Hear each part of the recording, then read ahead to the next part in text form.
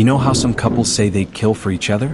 In James Holloway's case, it wasn't just a phrase, it was a promise fulfilled. He had the perfect life lined up: a thriving real estate firm, a mansion on the lake, and Marissa, the woman he worshipped. But when her family's millions were locked behind her father's will, passion twisted into a deadly plan. And the moment James pulled the trigger, Marissa changed. She didn't run. She didn't cry. She picked up the phone and dialed 911. This is a story of love, greed, and betrayal, where the person you die for might be the one who leads you to your grave. In this chilling true crime narrative, we peel back the layers of a toxic romance, buried secrets, and a murder that was never supposed to be solved. Welcome to a tale that asks, how far would you go for love? And what if it was all a lie? James Holloway had everything but a legacy. Born into a middle-class family in Ohio, he built his fortune brick by brick.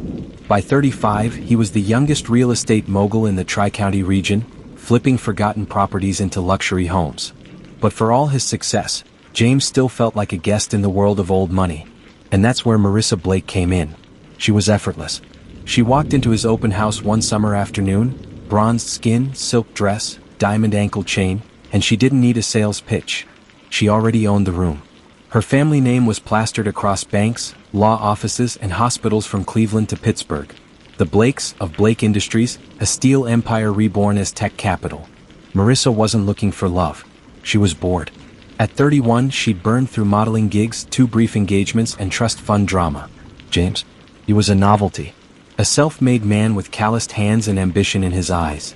She liked how he looked at her, like she was his ticket to a kingdom he thought he couldn't enter on his own. But James was more than love-struck.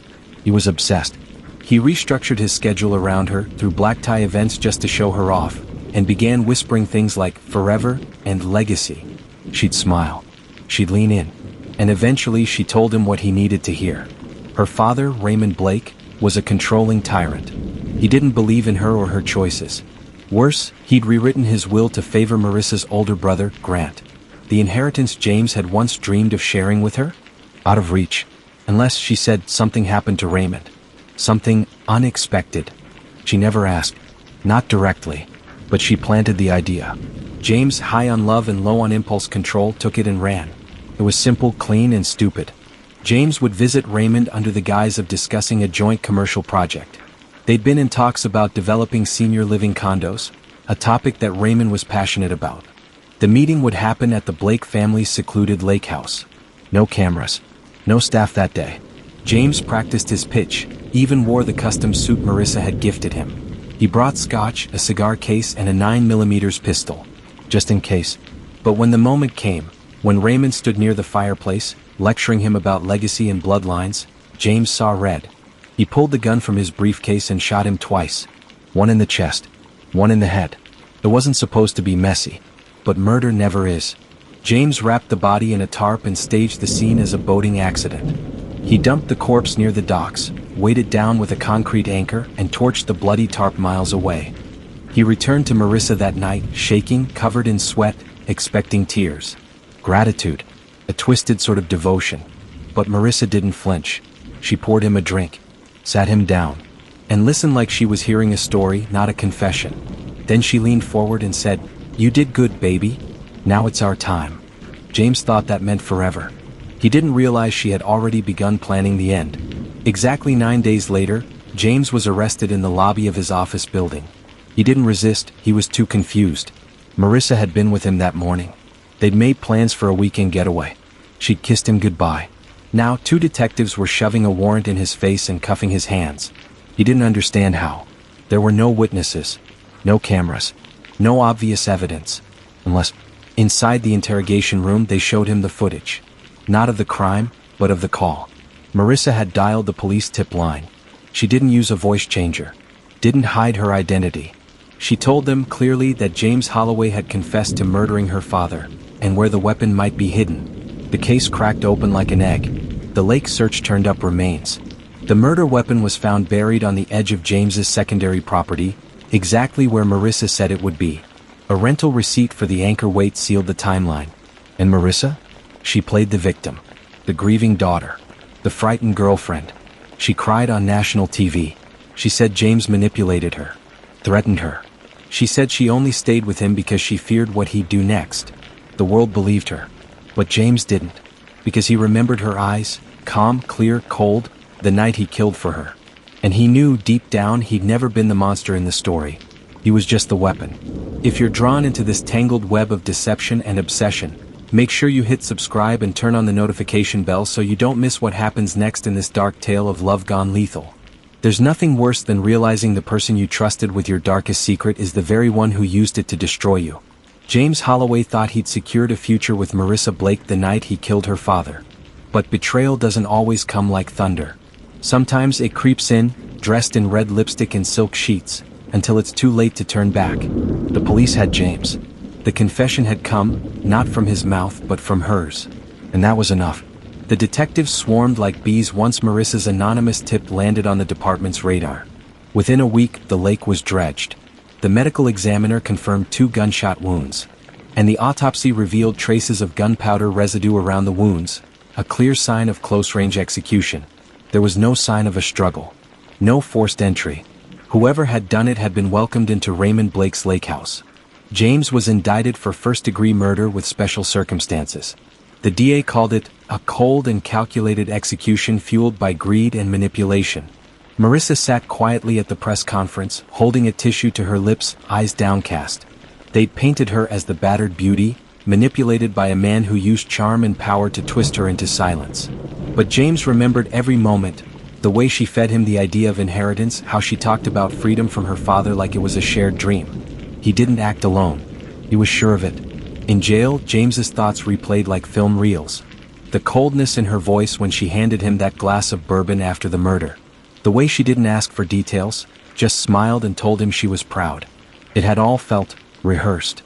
That's when it hit him. Marissa didn't panic after the murder. She didn't hesitate to go along with the plan. But she also didn't get her hands dirty. Not once. She made sure every risk was on him. She never touched the weapon. Never sent a message. Never made a call. It was all oral. Intimate. Private. No trail. Except for one thing, James had saved a voice memo. It wasn't a smoking gun. Just a clip he recorded one night when she was ranting about her father.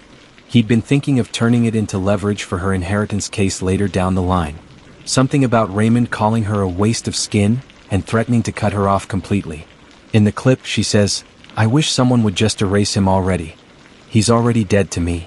It wasn't a confession. But it wasn't nothing. His attorney, Shira Lansing, was a bulldog from Chicago with a reputation for cracking holes in sweetheart deals. She wasn't convinced Marissa was as innocent as she appeared. "She walked away with everything," Shira said, tossing a manila file onto the table. "Your house, your car, and Blake family money the day after your arrest. That's not grief, James. That's a chess move." She dug deeper, and found that Marissa had filed paperwork to reclaim ownership of the lake house just hours after James was booked. Not only that, she had also applied for a name transfer on one of the Blake family shell corporations James had invested in. It was like she had the whole thing ready, before the murder ever happened. Shira pushed for discovery. She subpoenaed Marissa's phone records and found something suspicious. 2 burner phone numbers registered days before Raymond's death. One of them pinged near the lake house the morning of the murder. The same burner phone was used to make the anonymous tip that led to James's arrest. The cops hadn't dug into it, because Marissa had claimed she didn't know anything until James broke down and confessed 2 days later. But Shira knew a lie when she heard it. Meanwhile, James sat in his cell and counted the days. He was given protective custody, likely because the DA feared he'd be silenced. But James wasn't planning on folding. He was going to fight. What hurt more than the betrayal was how fast Marissa had become a different person. On the outside, she was giving charity interviews, aligning herself with victims' advocacy groups. She'd even secured a book deal with a major publishing house. Blinded by Love, the true story of my father's murder. In every chapter, James was a monster, and she was the martyr. Great. Plain and simple. Marissa had been locked out of the family fortune for years. Raymond had grown tired of her antics, her wild social life, reckless spending, and refusal to settle into a career. Her brother, Grant, had a firm hold on the company's board, and her name had become toxic in family business circles. But if Raymond died, and Grant was declared unfit or disqualified, Marissa stood to gain millions. Especially if she played the grieving daughter to the media and legally divorced herself from James in the process. And that's exactly what she did. She filed a restraining order against James within 48 hours of his arrest, then claimed their entire relationship was built on manipulation. She was the golden daughter turned prisoner. A woman too afraid to speak up until the guilt drove her to tip off the police. The world ate it up. The Blake name opened doors, and Marissa used every single one. At the pretrial hearing, Shira introduced the voice memo and burner phone data into evidence. It didn't prove Marissa planned the murder, but it raised enough doubt that the judge allowed a motion to investigate her deeper involvement. Marissa's demeanor changed after that. Gone was the calm, weepy heiress. Now she was sharp-eyed, tight-lipped. Her legal team began motioning to suppress anything that implicated her in premeditated discussions. But momentum was shifting. Public interest in the case surged. True crime podcasts began digging into Marissa's history, her past relationships, her mounting debts, even the quiet scandal of a hush payment made to an ex-fiancée 2 years prior. James, behind bars, listened to every word from his attorney with a growing sense of clarity. She had played him like a fiddle, and he was going to drag her down with him. If this story of betrayal is unraveling in ways you didn't expect, don't miss what's coming next. Hit subscribe and tap the notification bell to keep up with every shocking twist. What do you do when the woman who ruined your life is being rewarded for it? Praised, protected, paid? From her press interviews to the book deal, Marissa Blake had spun a flawless story. But behind the camera flashes and crocodile tears was a secret. James Holloway had proof she wanted her father dead. And if the courts wouldn't listen, maybe the media would. James sat in a sterile visitation room under flickering fluorescent lights, hands cuffed to the metal table. Shira Lansing, his attorney, entered holding a thick stack of printed transcripts and a look of disgust. "She's booked a nationwide interview tour," she said flatly. "Morning shows, podcasts, magazine spreads. She's calling it her healing season. And you're the villain." James laughed, but it wasn't from humor. "She's selling my confession. The one she pulled from me like it was foreplay." Shira didn't smile. "And people are buying it." The court of public opinion had been swayed. Marissa had carefully crafted an image of herself as the ultimate survivor, the daughter of a murdered billionaire, the manipulated girlfriend, the woman who bravely came forward. And she was capitalizing on every second. A new report confirmed her publishing advance, $2.5 million. The book included dramatized recollections of conversations with James, painting him as a controlling narcissist who flew into violent rages. She claimed she stayed in the relationship out of fear. She didn't mention the late-night pillow talk about inheritance, or the champagne they popped after Raymond's death. That part never made the edits. The burner phones. That's where it started to unravel. Marissa's defense team claimed she had no idea who owned the burner phones traced near the lake house the morning of Raymond's death. But tech investigators discovered that one of the devices had been purchased at a high-end boutique electronics store, on a card linked to her assistant, Caitlin Wu. The same assistant who had quietly disappeared from the public eye since James's arrest. Shira tracked her down. Caitlin was in Arizona, working for a mid-tier PR firm under a new name. When she was contacted, she sounded nervous, but not surprised. "I knew this would come back," Caitlin said in a recorded statement. "Marissa told me to buy 2 phones. Said it was for privacy. I didn't ask questions. You don't when you work for someone like her." Under pressure, and the threat of obstruction charges, Caitlin admitted that one of the burner phones was used by Marissa the night before Raymond's murder. She recalled hearing Marissa say, "After tomorrow, everything changes." It wasn't definitive, but it was enough. Shira filed a motion to name Marissa Blake a co-conspirator of interest. The judge granted a hearing. And for the first time, the golden daughter would have to answer real questions under oath. Investigation. The deposition was quiet, controlled, civil. But beneath the polished language and respectful tone was a war. James watched on a monitor from his holding cell. Marissa looked flawless. Pearl earrings. Simple blazer. No makeup, just enough to say, "I'm serious," not, "I'm selling something." But her body language betrayed her. Her right foot tapped under the table. Her hands clutched the water glass too tightly. Shira played audio from Caitlin Wu's deposition. Then she played James's voice memo. Marissa's voice on tape. "I wish someone would just erase him already. He's already dead to me." Marissa barely blinked. She called it a figure of speech, said in the heat of an argument. Shira pounced. "Were you aware that James Holloway had a gun in his briefcase the day of your father's murder?" "No," Marissa said calmly. "He told me later after it was over. I was horrified. Did you ever express, either to James or others, a desire for your father's death to benefit your inheritance? No, that was his interpretation. I loved my father. James seethed in his chair. He remembered vividly, her laughing after the shot, her whisper, "Now we can finally breathe." But there was no proof. Not yet. The Blake fortune had been carved up years before Raymond's death. The lion's share had been moved into trusts for Grant Blake, the elder son, who had taken on the family business and earned his father's approval. Marissa, on the other hand, had been left with lifestyle accounts, money she could access but only in moderation and never with full control. Until Raymond's death. Once he was gone, and Grant was temporarily suspended from the board due to mental health concerns, Marissa's legal team moved swiftly. The temporary vacuum of power gave her access to voting shares, and suddenly she was at the center of a company worth $500 million. It was too perfect, too calculated. The inheritance motive was now more than theory, it was a timeline. The DA's office faced mounting pressure to revisit Marissa's involvement. Shira had filed multiple discovery requests, and independent investigators had uncovered further documentation. Marissa had been researching inheritance disputes and poison that doesn't show up in autopsy in the weeks leading to her father's death. Security footage showed her assistant dropping off a package, likely one of the burner phones, near James's estate 3 days before the murder. A confidential email, deleted but recovered, revealed that Marissa had contacted a crisis PR firm before James was arrested. The prosecution didn't want to touch it. Marissa was the face of the victim narrative, but the evidence was damning, and it was only getting louder. James, locked in his cell, finally saw a flicker of hope. But he also saw something else. Marissa wasn't done yet. He received a letter, unmarked, handwritten, slipped into his jail mail pile.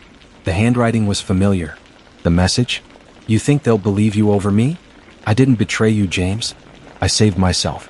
If you drag me down, I'll make sure you never breathe free air again. Love always, He laughed when he read it, because now she was scared. And fear makes people sloppy. If you're watching this story of manipulation and revenge unravel one chilling layer at a time, be sure to subscribe and turn on the notification bell to stay locked in. There's more coming, and it only gets darker from here. Sometimes, justice isn't found in a courtroom, it's buried in the places no one's bothered to look. As Marissa Blake basked in the glow of book tours and primetime interviews, a forgotten security camera blinked quietly inside a guest house. It had captured something no one expected. And once uncovered, that footage would change everything. James Holloway sat in a steel chair in a silent holding cell, the buzz of fluorescent lights gnawing at his ears. The walls were closing in, every legal maneuver countered by Marissa's team, every public narrative tilted in her favor. But he knew something she didn't. People make mistakes when they feel untouchable. And Marissa was starting to feel invincible. She'd just completed a high-profile book signing in Manhattan. Smiling for cameras, waving to fans, blowing kisses while guards held the rope line. It was all show, and it was working. Her book had climbed into the top 10 on the New York Times bestsellers list. Social media called her a modern-day survivor. But in the background, a forgotten piece of evidence was about to emerge. It came from a freelance investigator named Rowan Hale. A former cybersecurity analyst turned private eye, Rowan was hired by Shira Lansing, James's attorney, to dig through the digital footprints Marissa had tried to erase. What he found was buried in a cloud backup, a remote server synced to the Blake family's guest house. And it contained a week's worth of surveillance footage from the days surrounding Raymond Blake's murder. One clip stood out. It was time-stamped 11:23 p.m. the night before Raymond was shot. In the grainy black and white footage, Marissa stood in the guest house driveway. She was pacing. She was on the phone. The audio wasn't clear, but the timestamp and location were.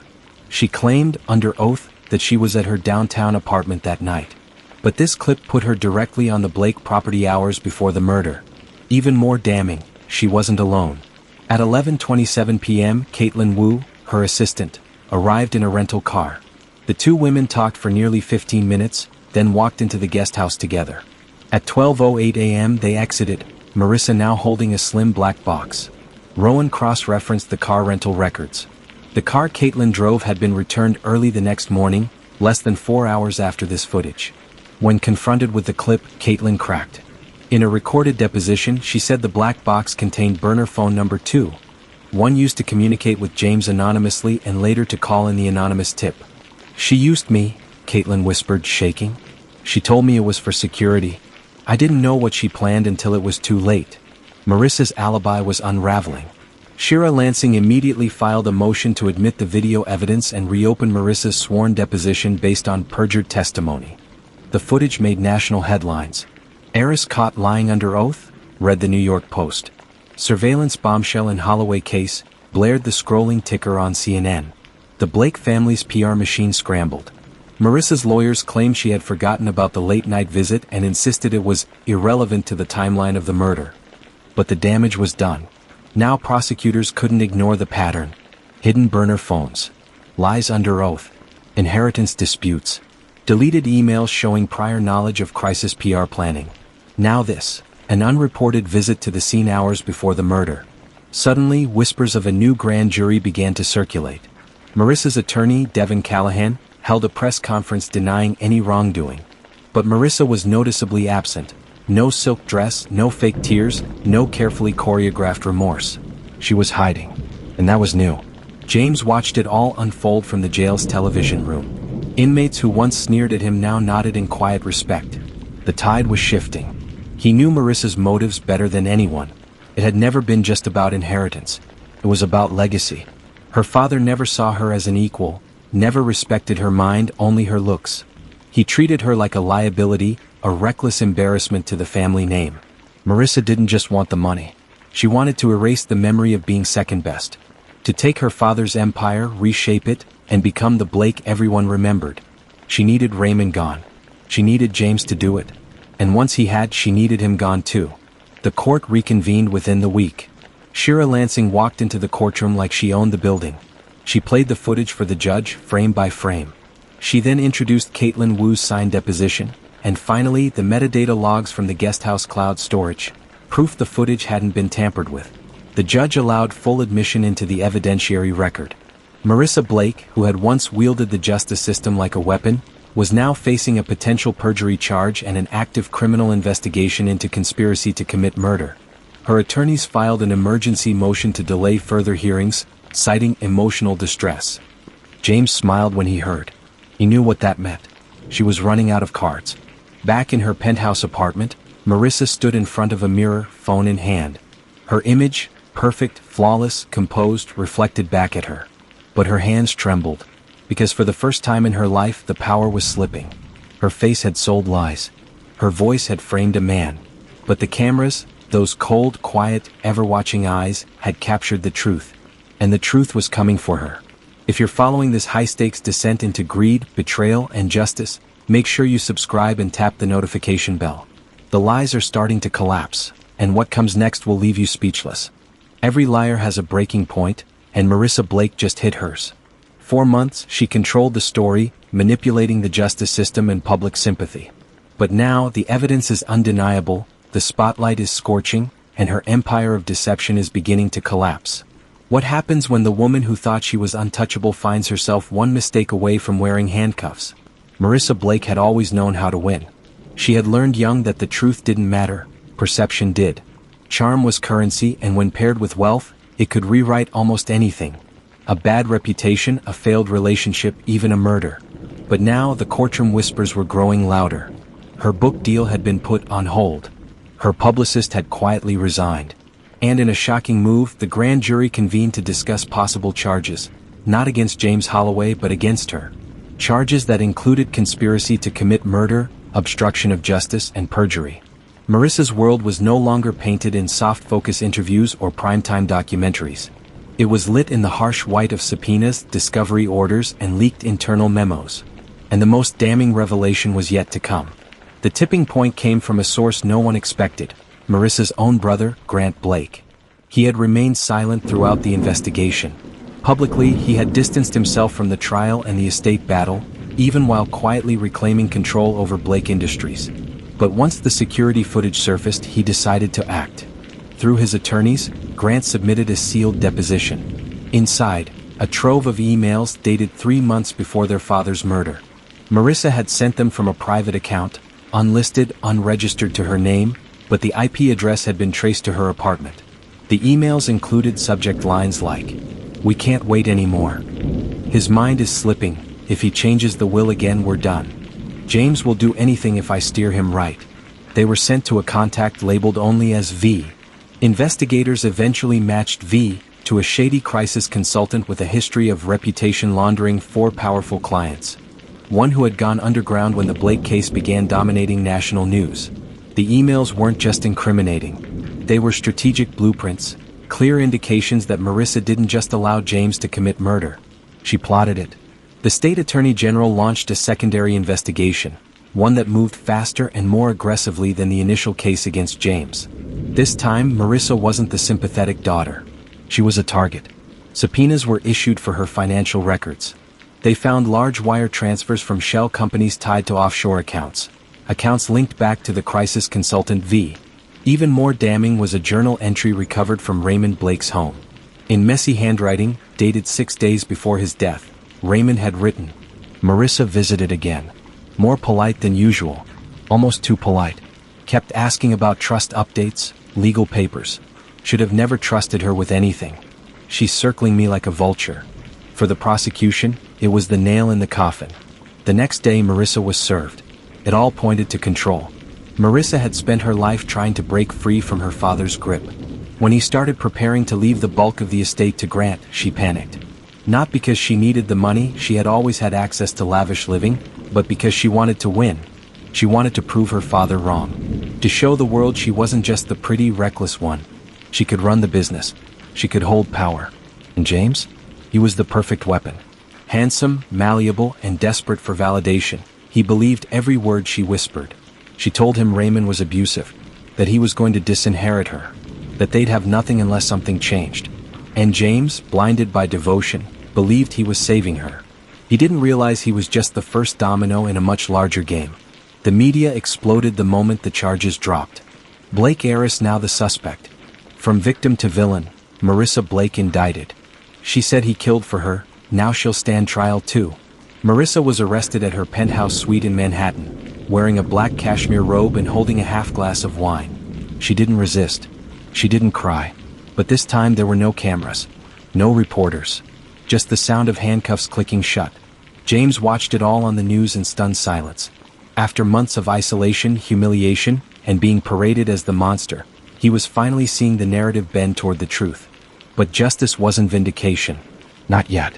Because the prosecution still wanted a conviction. And even if Marissa went down with him, they were determined not to let James walk away clean.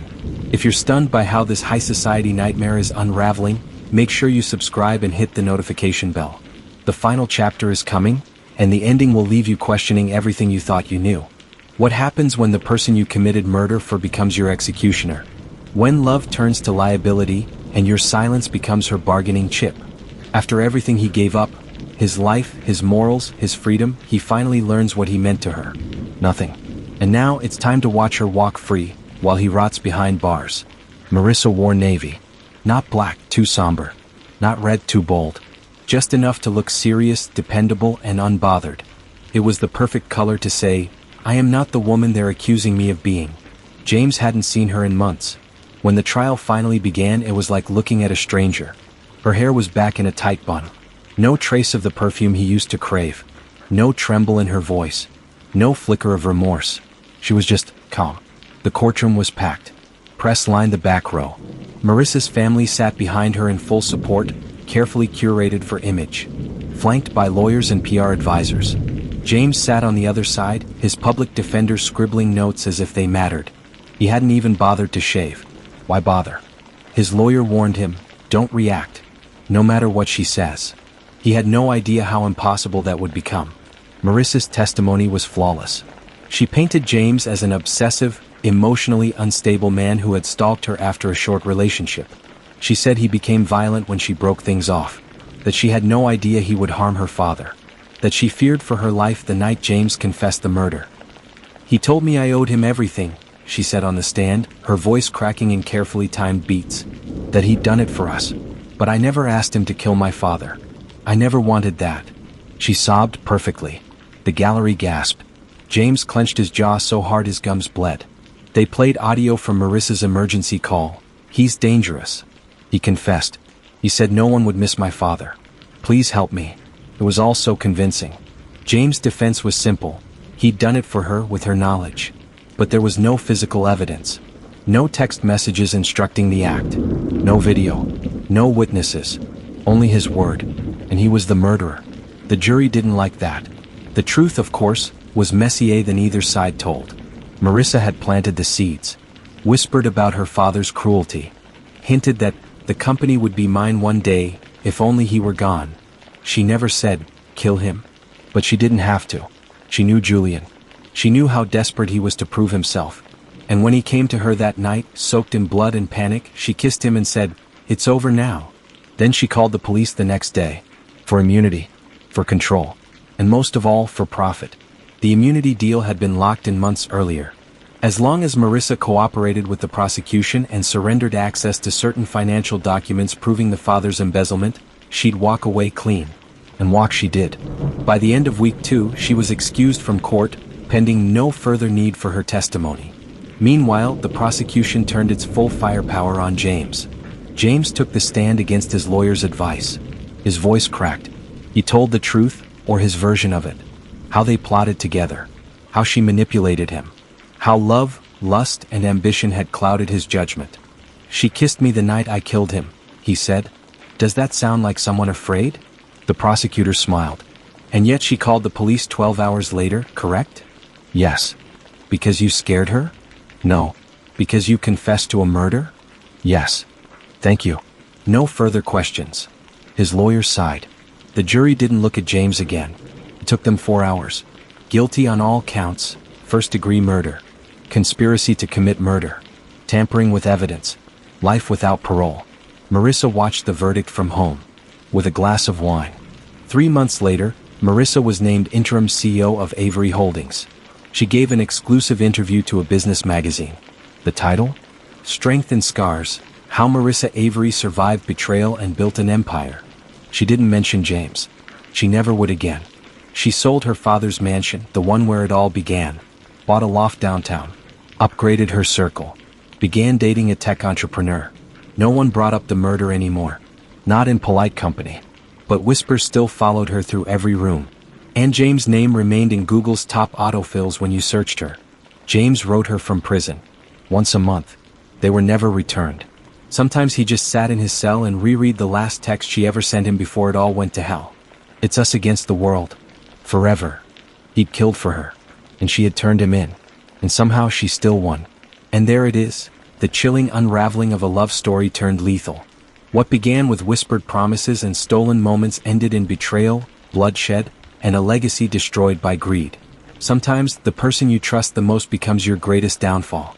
If this story gripped you as much as it did us, don't forget to hit that like button. Comment below, what was the most shocking part of this story for you? Was it the manipulation, the murder, or the betrayal? Make sure you're subscribed and turn on notifications. We've got more dark, twisted, and true stories coming that you won't want to miss.